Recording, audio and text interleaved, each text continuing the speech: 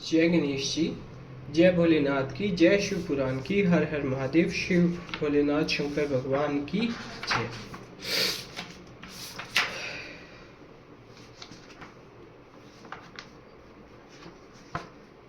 रुद्र संहिता पंचम युद्ध खंड। हर हर महादेव। तारक पुत्र तारकाक्ष, विद्युन्माली और कमलाक्ष की तपस्या, ब्रह्मा द्वारा उन्हें वर प्रदान, मैं द्वारा उनके लिए 3 पुरों का निर्माण और उनकी सजावट शोभा का वर्णन।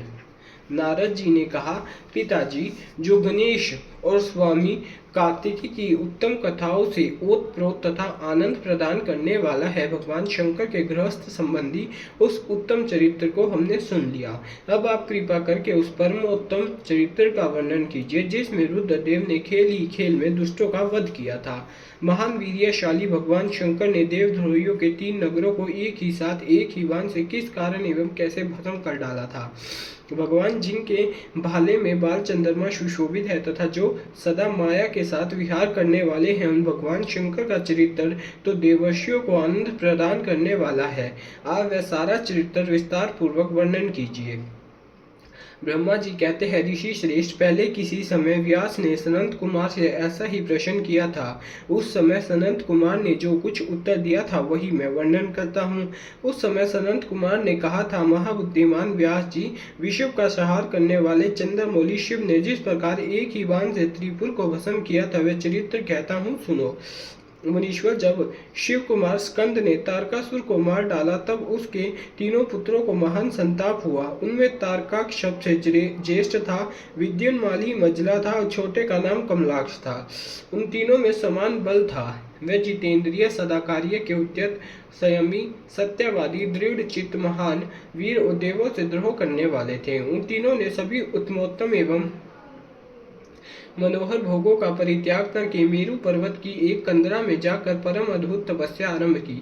वहां उन्होंने हजारों वर्षों तक ब्रह्मा जी की प्रसन्नता के लिए अत्यंत उग्र तप किया। तब सूर और असुरों के गुरु महायशस्वी ब्रह्मा जी उनकी तपस्या से अत्यंत संतुष्ट होकर उन्हें वर देने के लिए प्रकट हुए। ब्रह्मा जी ने कहा, महादैत्यों, मैं तुम लोगों के तप से प्रसन्न हो गया हूँ, अतः तुम्हारी कामना के अनुसार तुम्हें सभी वर प्रदान करूंगा। देवद्रोहियों, मैं सबकी तपस्या के फलदाता और सर्वदा सब कुछ करने में समर्थ हूँ, अतः बताओ, तुम लोगों ने इतना घोर तप किस लिए किया है। सनंत कुमार जी कहते हैं, मुने, ब्रह्मा जी की वह बात सुनकर उन सब ने अंजलि बांधकर पितामह के चरणों में प्रणिपात किया और फिर धीरे धीरे अपने मन की बात कहना आरंभ किया। दैत्य बोले, देवेश, यदि आप हम पर प्रसन्न हैं और हमें वर देना चाहते हैं तो ये वर दीजिए कि समस्त प्राणियों में हम सबके लिए अवत्य हो जाए। जगन्नाथ, आप हमें स्थिर कर दे और हमारे जरा, रोग आदि सभी शत्रु नष्ट हो जाए तथा कभी भी हमारी मृत्यु हमारे समीप न फटके। हम लोगों का ऐसा विचार है कि हम लोग अजर अमर हो जाए और त्रिलोकी में अन्य सभी प्राणियों को मौत के घाट उतारते रहें, क्योंकि ब्राह्मण यदि 5 ही दिनों में काल के गाल में चला जाना निश्चित ही है तो अतुल लक्ष्मी, उत्तमोत्तम नगर, अन्य भोग सामग्री, उत्कृष्ट पद और ऐश्वर्य से क्या प्रयोजन है। मेरे विचार से तो उस प्राणी के लिए यह सभी व्यर्थ है। सनंत कुमार जी कहते हैं, महर्षि, उन तपस्वी दैत्यों की यह बात सुनकर ब्रह्मा अपने स्वामी गिरिशाई भगवान शंकर का ध्यान करके बोले।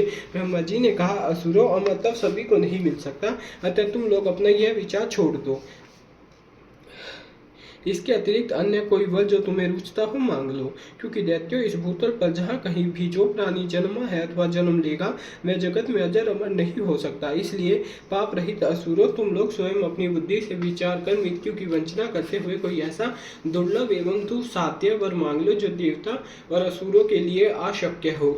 उस प्रसंग में तुम लोग अपने बल का आश्रय लेकर पृथक पृथक अपने मरण में किसी हेतु को मांग लो जिससे तुम्हारी रक्षा हो जाए और मृत्यु तुम्हें वरण न कर सके। सनंत कुमार जी कहते हैं, महर्षि, ब्रह्मा जी के ऐसे वचन सुनकर वह 2 घड़ी तक ध्यानस्थ हो गए। फिर कुछ सोच विचार कर सर्वलोक पितामह ब्रह्मा जी से बोले। दैत्यों ने कहा, भगवान, यद्यपि हम लोग प्रबल पराक्रमी है तथापि हमारे पास कोई ऐसा घर नहीं है जहाँ हम शत्रुओं से सुरक्षित रहकर सुखपूर्वक निवास कर सके। अतः आप हमारे लिए ऐसे 3 नगरों का निर्माण करा दीजिए जो अत्यंत अद्भुत और संपूर्ण संपत्तियों से संपन्न होता था। देवता जिनका प्रदर्शन न कर सके। लोकेश, आप तो जगत गुरु हैं, हम लोग आपकी कृपा से ऐसे तीनों पुरों में अधिष्ठित होकर इस पृथ्वी पर विचरण करेंगे। इसी बीच तारकाक्ष ने कहा कि विश्वकर्मा मेरे लिए जिस नगर का निर्माण करे वह स्वर्णमयी हो, देवता भी उसका भेदन न कर सके। तत्पश्चात कमलाक्ष ने चांदी के बने हुए अत्यंत विशाल नगर की याचना की और विद्युन्माली ने प्रसन्न होकर वज्र के समान कठोर लोहे का बना हुआ बड़ा नगर मांगा। ब्राह्मण ये तीनों पूर्व मध्याह्न के समय अभिजीत मुहूर्त में चंद्रमा के पुष्य नक्षत्र पर स्थित होने पर एक स्थान पर मिला करे और आकाश में नीले बादलों पर स्थित होकर ये क्रमशः एक के ऊपर एक रहते हुए लोगों की दृष्टि से उछल रहे। फिर पुष्करावत व्रत नामक काल मेघों के वर्षा करते समय 1 सहस्त्र वर्ष के बाद ये तीनों नगर परस्पर मिले और एक ही भाव को प्राप्त हो, अन्यथा नहीं। उस समय कृतवासा भगवान शंकर जो बैर भाव से रहित सर्वदेव में और सबके देव हैं, लीला पूर्वक संपूर्ण सामग्रियों से युक्त एवं असंभव रथ पर बैठकर एक अनोखे बांध से हमारे पुरों का भेदन करे। किंतु भगवान शंकर सदा हम लोगों के वंदनीय, पूज्य और अभिवादन के पात्र है, अतः वे हम लोगों को कैसे भस्म करेंगे, मन में ऐसी धारणा करके हम ऐसे दुर्लभ वर को मांग रहे हैं। सनंद कुमार जी कहते हैं, व्यास जी उन दैत्यों का कथन सुनकर सृष्टिकर्ता लोक पिता में ब्रह्मा ने शिव जी का स्मरण करके उनसे कहा कि अच्छा ऐसा ही होगा। फिर मैं को भी आज्ञा देते हुए उन्होंने कहा, हे मैं, तुम सोने, चांदी और लोहे के 3 नगर बना दो। यूं मैं को आदेश देकर ब्रह्मा जी उन तारक पुत्रों को देखते देखते अपने धाम स्वर्ग को चले गए। तदनंतर धैर्यशाली मैंने अपने तपोबल से नगरों का निर्माण करना आरंभ किया। उसने तारकाक्ष के लिए स्वर्ण में, कमलाक्ष के लिए रजत में और विद्युन्माली के लिए लोहे में ये तीनों प्रकार के उत्तम दुर्ग तैयार किए। वे पूर्व क्रमशः स्वर्ग, अंतरिक्ष, भूतल पर निर्मित हुए थे। असुरों के हित में तत्पर रहने वाला मैं इन तीनों पुरों को तारकाक्ष आदि असुरों के हवाले करके स्वयं भी उसी में प्रवेश कर गया। इस प्रकार उन तीनों पुरों को पाकर महान बल पराक्रम से संपन्न व तारकासुर के लड़के उनमें प्रविष्ट हुए समस्त भोगों का उपभोग करने लगे। वह नगर कल्प वृक्षों से व्याप्त तथा हाथी घोड़ों से संपन्न था। उनमें मणि निर्मित जालियों से आच्छादित बहुत तेरे महल बने हुए थे। वे पद्मा राग के बने हुए स्वयं एवं सूर्य मंडल के समान चमकीले विमानों से, जिनमें चारों पर दरवाजे लगे थे, शोभायमान थे। कैलाश शिखर के समान ऊंचे तथा चंद्रमा के समान उज्जवल दिव्य प्रसादों तथा गोपुरों से उनकी अद्भुत शोभा हो रही थी। वह अप्सराओं, गंधर्वों, सिद्धों तथा चारणों से खचाखच भरे थे। प्रत्येक महल में शिवालय तथा अग्निहोत्रशाली की प्रतिष्ठा हुई थी। उनमें शिव भक्ति परायण शास्त्राज्ञ ब्राह्मण सदा निवास करते थे। वे बावली, कूप, तालाब और बड़ी बड़ी तैलियों से तथा समूह के समूह स्वर्ग से च्युत हुए वृक्षों से युक्त उद्यानों और वनों में सुशोभित थे। बड़ी बड़ी नदियों, नदों और छोटी छोटी सरिताओं से, जिनमें कमल खिले हुए थे, उनकी शोभा और बढ़ गई थी। उनमें संपूर्ण कामनाओं को पूर्ण करने वाले अनेकों फलों के भार से लदे हुए वृक्ष लगे थे, जिनसे वे नगर विशेष मनोहर लगते थे। वे झुंड के झुंड मदमत गजराजों से, सुंदर सुंदर घोड़ों से, नाना प्रकार के आकार प्रकार वाले रथों एवं शिविकाओं से अलंकृत थे। उनमें समय अनुसार पृथक पृथक क्रीड़ा स्थल बने थे और वेद ध्यान की पाठशालाएं विभिन्न भिन्न निर्मित हुई थी। वे पापी पुरुष के लिए मनवानी से भी अगोचर थे। उन्हें सदाचारी पुण्यशील महात्मा ही देख सकते थे। पति सेवा परायण तथा कुधर्म से विमुख रहने वाली पतिव्रता नारियों ने उन नगरों के उत्तम स्थलों को सर्वत्र पवित्र कर रखा था। उन्हें महाभाग शूरवीर, दैत्य और श्रुति समृद्धि के अर्थ के तत्वज्ञ एवं सब धर्म परायण ब्राह्मण अपनी स्त्रियों तथा पुत्रों के साथ निवास करते थे। उनमें मैं द्वारा सुरक्षित जैसे सुदृढ़ पराक्रमी वीर भरे हुए थे, जिनके केश नील कमल के समान नीले और घुंघराले थे। वे सभी शिक्षित थे, जिससे उनमें सदा युद्ध की लालसा भरी रहती थी। वे बड़े बड़े समरों से प्रेम करने वाले थे। ब्रह्मा और शिव का पूजन करने से उनका पराक्रम विशुद्ध थे। वे सूर्य, मरुदगण और महेंद्र के समान बली थे और देवताओं के मंथन करने वाले थे। वेदों, शास्त्रों और पुराणों में जिन जिन धर्मों का वर्णन किया गया है, वे सभी धर्म और शिव के प्रेमी देवता वहाँ चारों ओर व्याप्त थे। उन नगर में प्रवेश करके वे दैत्य सदा शिव भक्ति निरत होकर सारी त्रिलोकी को बाधित करके विशाल राज्य का उपभोग करने लगे। मुने इस प्रकार वहाँ निवास करने वाले उन पुण्य आत्माओं के सुख एवं प्रीतिपूर्वक उत्तम राज्य का पालन करते हुए बहुत लंबा काल व्यतीत हो गया। अध्याय 1 समाप्त है। हर हर महादेव। शिव शंभुनाथ की जय। तारक पुत्रों के प्रभाव से संतप्त हुए देवों की ब्रह्मा के पास करुण पुकार। ब्रह्मा का उन्हें शिव के पास भेजना। शिव की आज्ञा से देवों का विष्णु की शरण में जाना और विष्णु का दैत्यों को मोहित करके उन्हें आचार भ्रष्ट करना। हर हर महादेव। सनत कुमार जी कहते हैं, महर्षि तदनंतर तारक पुत्रों के प्रभाव से दग्ध हुए इंद्र आदि सभी देवता दुखी हो परस्पर सलाह करके ब्रह्मा जी की शरण में गए। वहां संपूर्ण देवताओं ने दीन होकर प्रेम पूर्वक पितामह को प्रणाम किया और अवसर देखकर उनसे अपना दुखड़ा सुनाते हुए कहा। देवता बोले, दाता त्रिपुरी के स्वामी तारक पुत्रों ने तथा मयासुर ने समस्त स्वर्ग वासियों को संतप्त कर दिया है। ब्राह्मण, इसलिए हम लोग दुखी होकर आपकी शरण में आए हैं। आप उनके वध का कोई उपाय कीजिए जिससे हम लोग सुख से रह सके। ब्रह्मा जी ने कहा, देवगणों, तुम्हें उन दानवों से विशेष वह नहीं करना चाहिए। मैं उनका वध उपाय बतलाता हूँ। भगवान शिव तुम्हारा कल्याण करेंगे। मैंने इन दैत्यों को बढ़ाया है, तब मेरे हाथों इनका वध होना उचित नहीं।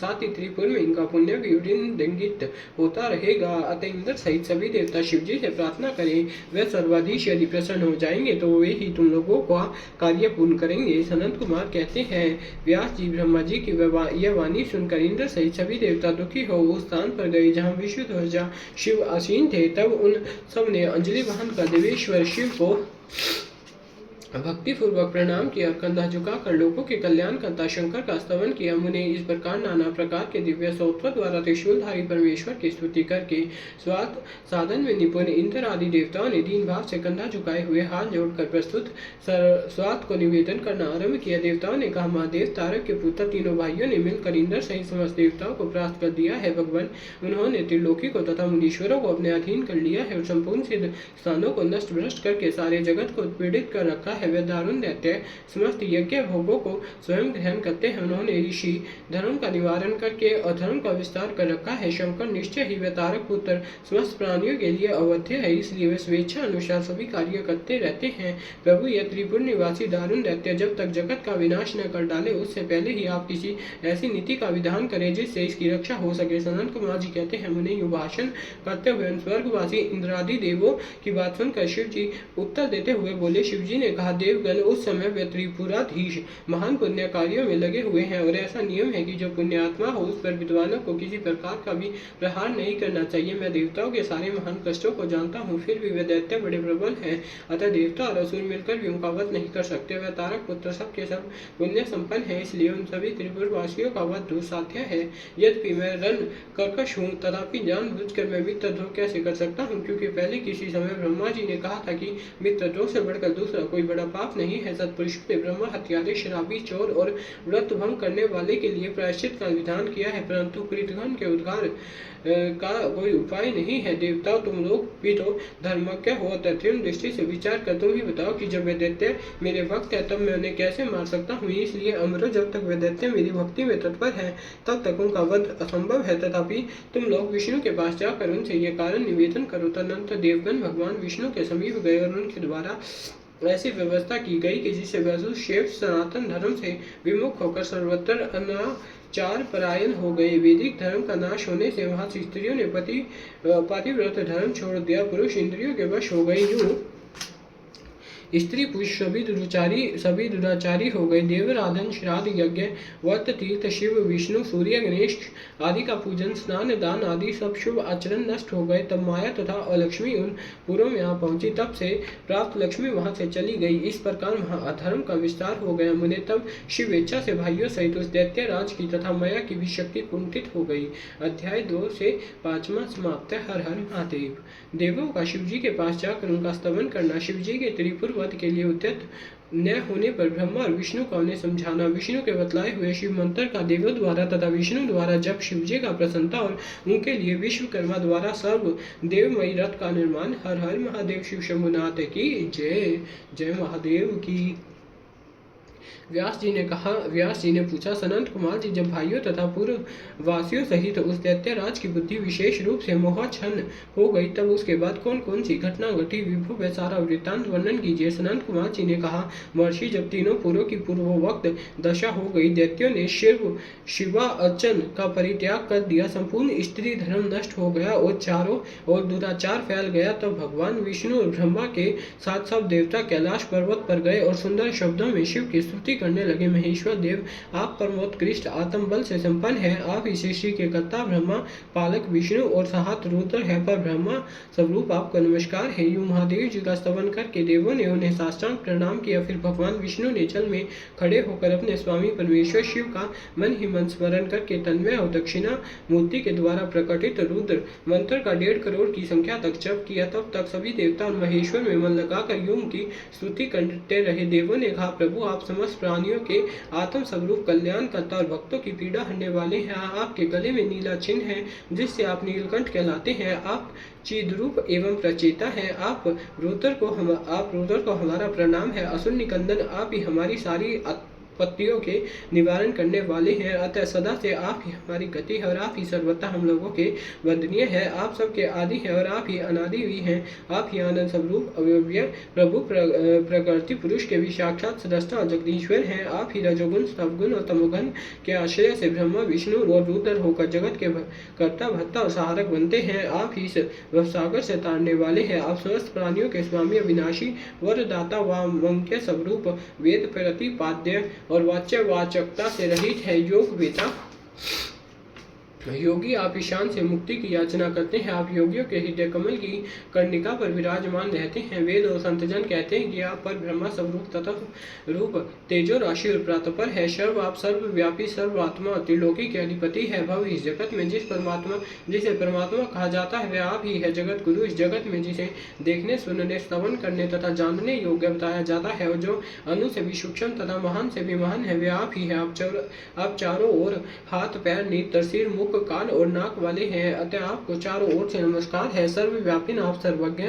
सर्वेश्वर अनावृत और विश्वरूप है। आप विरूपाक्ष को सब ओर से अभिवादन है। आप सर्वेश्वर भवाध्यक्ष सत्यमय कल्याणकर्ता अनुपमय और करोड़ों सूर्यों के समान प्रभावशाली है। आपको हम चारों ओर से दंडवत प्रणाम करते हैं। विश्व वाराध्य आदि अंत शून्य 26वें तत्व नियम करहित तथा समस्त प्राणियों को अपने अपने कार्यों में प्रवृत्त करने वाले आपको हमारा सब ओर से प्रणाम है। आप प्रकृति के भी प्रवर्तक सबके प्रतिपिता में है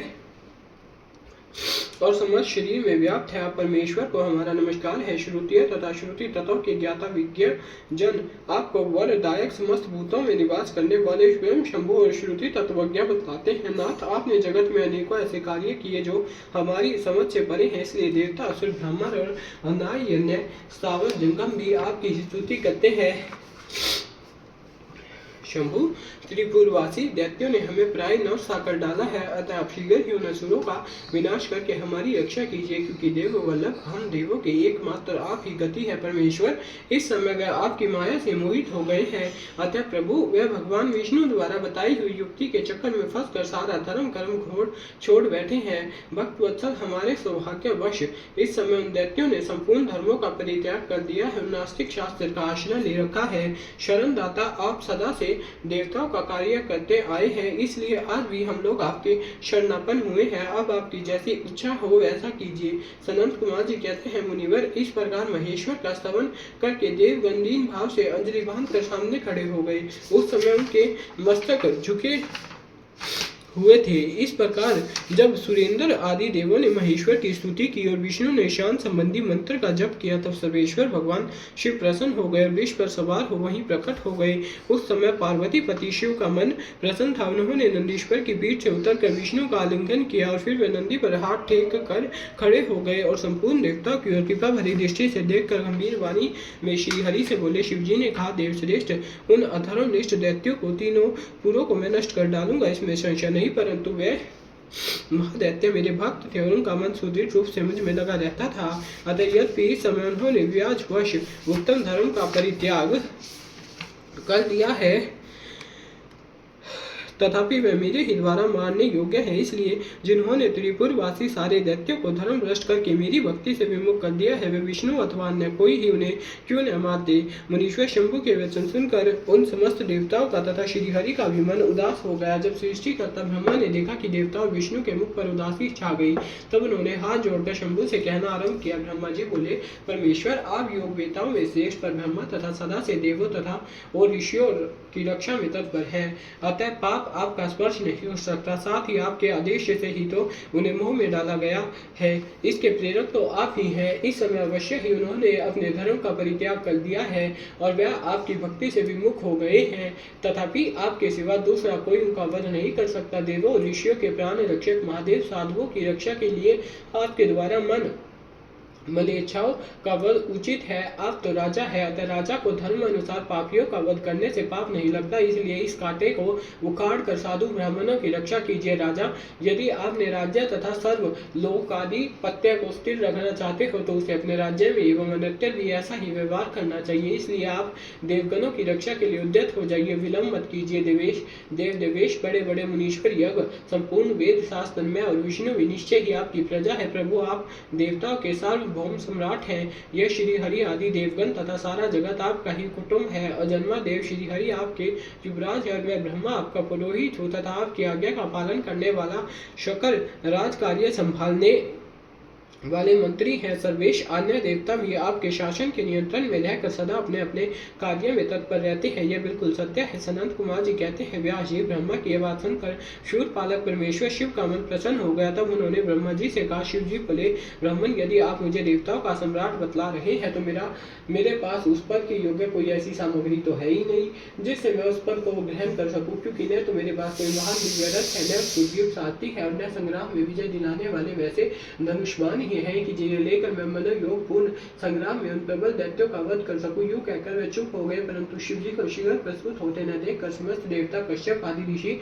अत्यंत व्याकुल तथा दुखी हो गए। तब भगवान हरि ने उनसे कहा, भगवान विष्णु बोले, देखो तथा मुनियों, तुम लोग क्यों दुखी हो रहे हो? तुम्हें अपने सारे दुख का परित्याग कर देना चाहिए। अब तुम सब लोग आदर पूर्वक मेरी बात सुनो। देवगण, तुम ही लोग विचार करो कि महान पुरुषों की आराधना सुख साध्य नहीं होती। मैंने ऐसा सुना है कि महादाराधन में पहले महान कष्ट झेलना पड़ता है, पीछे भक्ति देवता देखकर इष्ट देव अवश्य प्रसन्न होते हैं, परंतु शिव तो समस्त गणों के अध्यक्ष तथा परमेश्वर है। ये तो आशुतोष ही ठारे। अतः पहले ओम का उच्चारण करो, फिर नमः का प्रयोग करो, फिर शिवाय कहकर 2 बार शुभम का उच्चारण करो, उसके बाद 2 बार कुरु का प्रयोग करके फिर शिवाय नमः ओम जोड़ दो। ऐसा करने से ओम नमः शिवाय शुभम शुभम कुरु कुरु शिवाय नमः ओम यह मंत्र बनता है। बुद्धि विशारदो, यदि तुम लोग शिव की प्रसन्नता के लिए इस मंत्र का पुनः 1 करोड़ जप करोगे तो शिव जी अवश्य तुम्हारा कार्य पूर्ण करेंगे। मुने प्रभावशाली श्री हरि ने जब यूं कहा तब सभी देवता पुनः शिव आराधना में लग गए। तत्पश्चात श्री हरि भी देवों तथा मुनियों के कार्य की सिद्धि के हेतु शिव में मन लगाकर विशेष रूप से विधि पूर्वक जब में तत्पर हो गए। मुनि श्रेष्ठ इधर देवगण धैर्य संपन्न हो बारंबार शिव शिव यूं उच्चारण करते हुए 1 करोड़ जप करके सामने खड़े हो गए। इसी समय स्वयं साक्षात शिव पूर्ववक्त स्वरूप धारण करके प्रकट होकर यूं कहने लगे। श्री शिव जी बोले, हरे ब्राह्मण, देवगण तथा उत्तम व्रत का पालन करने वाले मुनियों में तुम लोगों के इस जप से प्रसन्न हो गया हूँ, अतः अब तुम लोग अपना मनोवांछित वर मांग लो। देवताओं ने कहा, देवादिदेव कल्याण करता जगदीश्वर, यदि आप हम पर प्रसन्न है तो देवियों की विकलता का विस्तार करके शीघ्र ही त्रिपुर का संहार कर दीजिए। परमेश्वर, आप दीन बंधु तथा कृपा की खान हैं। आपने ही सदा से हम देवताओं की बारंबार विपत्तियों से रक्षा की, अतः इस समय भी आप हमारी रक्षा कीजिए। सनंत कुमार जी कहते हैं, ब्रह्मन तब ब्रह्मा और विष्णु सहित देवों की बात सुनकर शिव जी मन ही मन प्रसन्न हुए। पुनः इस प्रकार बोले, महेश्वर ने कहा, हरे ब्राह्मण, देवगण तथा मुनियों, अब त्रिपुर को नष्ट हुआ ही समझो। तुम लोग आदर पूर्वक मेरी बात सुनो और उसका अनुसार कार्य करो। मैंने पहले जिस दिव्य रथ, सारथी, धनुष और उत्तम बाण को अंगीकार किया है वह सब शीघ्र ही त्याग करो। विष्णु तथा विदे निश्चय ही तुम दोनों त्रिलोकी के अधिपति हो, इसलिए तुम्हें चाहिए कि मेरे लिए प्रयत्न पूर्वक सम्राट के योग्य सारा उपकरण प्रस्तुत कर दो। तुम दोनों उत्कृष्ट के सुरजिन और पालन कार्य में नियुक्त हो, अतः त्रिपुर को नष्ट हुआ समझकर देवताओं की सहायता के लिए एक कार्य अवश्य करो। यह शुभ मंत्र जिसका तुम लोगों ने जप किया महान पुण्यमयी तथा प्रसन्न करने वाला है। यह भक्ति मुक्ति का दाता, संपूर्ण कामनाओं का पूरक और शिव भक्तों के लिए आनंद प्रद है। यह स्वर्गगामी पुरुष के लिए धन यश और आयु की वृद्धि करने वाला है। यह निष्काम के लिए मोक्ष तथा साधन करने वाला, पुरुष के लिए मुक्ति का साधक है। जो मनुष्य पवित्र होकर सदा इस मंत्र का कीर्तन करता है, सुनता है अथवा दूसरों को सुनाता, उसकी सारी अभिलाषाएं पूर्ण होती है। सनत कुमार जी कहते हैं, मुने परम परमात्मा शिव की यह बात सुनकर सभी देवता परम प्रसन्न हुए। ब्रह्मा तथा विष्णु को विशेष आनंद प्राप्त हुआ। उस समय विश्वकर्मा ने शिव के आज्ञा अनुसार विष्णु के हित के लिए एक सर्वदेवमयी तथा परम शोभन दिव्य रथ का निर्माण किया। अध्याय 6 से 8वां समाप्त है। हर हर महादेव। शिव शंभुनाथ की कालदर्शी भोलेनाथ महादेव की जय। शिव पुराण की जय। जय हो शिव पुराण की जय हो भोलेनाथ की। ओम जय शिव ओंकारा समिहर जय शिव ओंकारा ब्रह्मा विष्णु सदा शिव बोले भोलेनाथ सदा शिव अर्धांगी धारा। ओम जय शिव ओंकारा एकानन चतुरानन पंचानन राजे पंचानन राजे हंसासन गरुडासन हंसासन गरुडासन विश्वाहंसादे। ओम जय शिव ओंकारा दो चार चतुर दस वृत्ते सोहे स्वयं दस वृत्ते सोहे तीनों रूप ने रखता तीनों रूप ने रखता त्रिभंजन मोहित। ओम जय शिव ओंकारा श्वेतांबर पीतांबर बागांबर अंगे सन बागांबर अंगे संकारी ब्रह्मारी भूतारी ओम जय शिव ओंकारा नाना बनवाला रनवाला तारी तन जनवाला तारी तन वचन भोले शिव कार्य। ओम जय शिव ओंकारा कर्मत्य कमल दत्त शिव दत्ता जब करता दुखाता जब पालन करता। ओम जय शिव ओंकारा तो सदियों निवम बलवा नित्य करते भैरव बाजे ताल मडंगा बाजे डोल मडंगा और बाजे डमरू। ओम जय शिव ओंकारा लक्ष्मी व सावित्री श्री पार्वती संगे सुनिश्चित पार्वती संगे अर्धांगिनी गायत्री से सोहे गमी। ओम जय शिव ओंकारा काशी विश्वनाथ विराजे नंदे ब्रह्मचारी नेत्र भोग लगावे महिमाति भारी। ओम जय शिव ओंकारा ब्रह्मा विष्णु सदाशिव जानत विवेका साई जानत विवेक पनवाप जानत विवेका बनवाक्ष के मध्य यदि न एक। ओम जय शिव ओंकारा त्रिगुण शिव जी की आरती जो कोई दर गावे सुनते सहित गावे क्या शिवान स्वामी क्या हरिहर स्वामी मनवांचक फल पावे। ओम जय शिव ओंकारा ओम जय शिव ओंकारा हर जय शिव ओंकारा ब्रह्मा विष्णु सदाशिव बोले भोलेनाथ सदाशिव अर्धांगी धारा। ओम जय शिव ओंकारा बोलो हर हर महादेव। शिव शंभुनाथ भोलेनाथ महादेव की दीन वत्सल भगवान शंकर की भोलेनाथ की जय हो। रुद्रदेव की जय हो। हे भोलेनाथ कृपा करी महादेव भूल चूक माफ करी।